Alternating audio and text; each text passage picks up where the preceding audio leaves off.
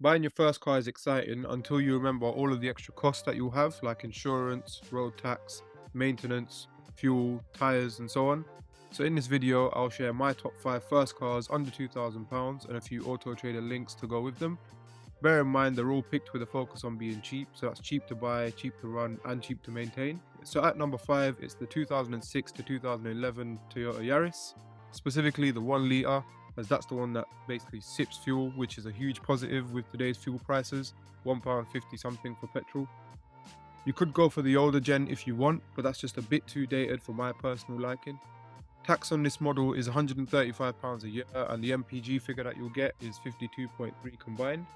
A friend of mine actually had this car. She ran it for 5 years with no servicing, no maintenance, no nothing, aside from just changing the tires when she needed to and fixing anything that was critical.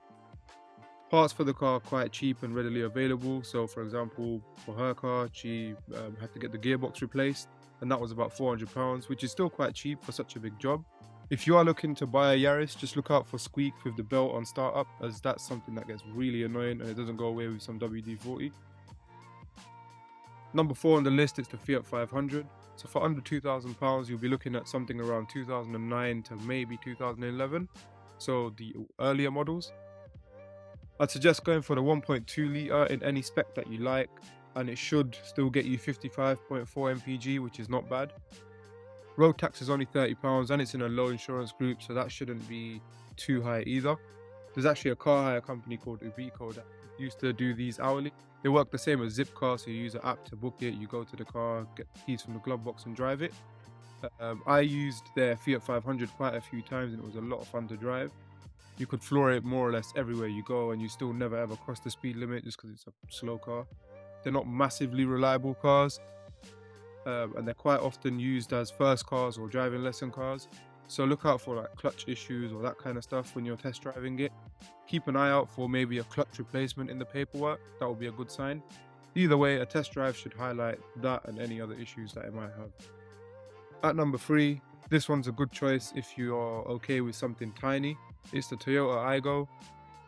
This one's super cheap to run. Road tax is only £20 a year, and because it's a smaller car, it gets 62.8 mpg. It's got the same 1 litre engine as the one in the Yaris.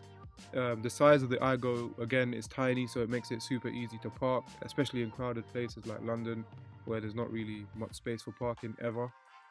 Similar thing with this one, you just want to check the belt on startup. If it's squeaky, then maybe look into getting that replaced or getting whatever it is that's causing the squeak fixed. Also look out for clutch issues, as that's going to need to be replaced at some point as well. But again, only 400 to 500 quid to fix if that does go wrong. So that's not massive, it could be worse. At number 2, it's the Skoda Fabia. Skoda is actually part of the VW group and they have been for about 30 years. So underneath the Fabia is basically just a Polo. So you get the same options of engines as you would in a Polo.